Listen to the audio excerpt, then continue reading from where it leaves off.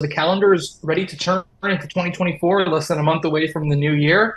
And it's time to start discussing what's next from Apple. And the first things on the docket, other than the Vision Pro headset, are going to be new iPads and new Macs. Let's start with the Mac. The company is planning to bring its new M3 chip that it introduced as part of the MacBook Pro back in October to the MacBook Air. So I'm expecting new 13-inch and 15-inch MacBook Airs, codenamed J613 and J615 for those interested. They won't have any other major changes but the M3 chip, but that's a significant boost.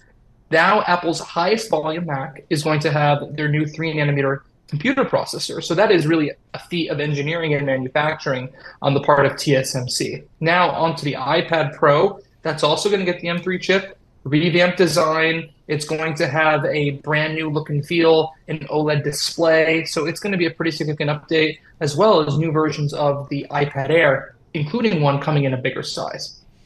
You know, Mark, when I first started out in the business many moons ago, one of my trader buddies said, whenever you see a company build a new gleaming headquarters, short the stock, buy some puts, take a little off the table, because they obviously don't have any use for their capital to generate a return.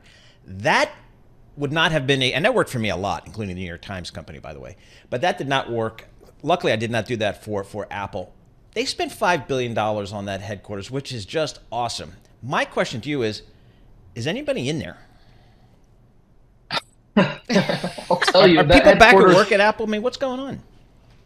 Oh, yeah. I mean, there's people back there 3-4 times a week. Okay. So certainly they're getting used to it. And I know that $5 billion number is quite jarring, but if you think about it, that's really less than half of their R&D budget on an annual basis, right? And so I don't think they really looked at it as some gigantic investment, right? In the grand scheme of things for Apple. Yep, you're right about that. And this is crazy to say, $5 billion is not that much. So yeah, and there's certainly people there. They have people in LA, they have people in Texas, they have people across Europe. So they're quite filled up. And whether or not people are there, it appears, given the products rolling out, things are getting done.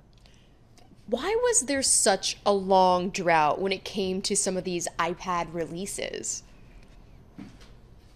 Yeah, that's a very good question. They actually did not release any new iPads in calendar year 2023. That's the first time since the advent of the iPad that there wasn't a new generation in an entire calendar year. And there's a few reasons for that. One, you're really waiting on that M3 processor to release a new iPad Pro, and that M3 chip was not ready in volume till 2024 for a product that sells as many units as an iPad Pro, so they had to wait on that. The one, mystery product that they should have probably got an update out for was the iPad Air. They're updating that next year to an M2 chip. I think they needed to wait until they are able to ship in high quantities that bigger model, the 12.9-inch model I wrote about. And so that got delayed a little bit. The iPad mini is also a spec bump, 3-nanometer. They're waiting on 3-nanometer again there. And the entry-level iPad, is still fairly new. So certainly there are countless reasons why they weren't able to get it done in 2023. And you're going to see the whole lineup, top to bottom, get updated and cleaned up across calendar year 24.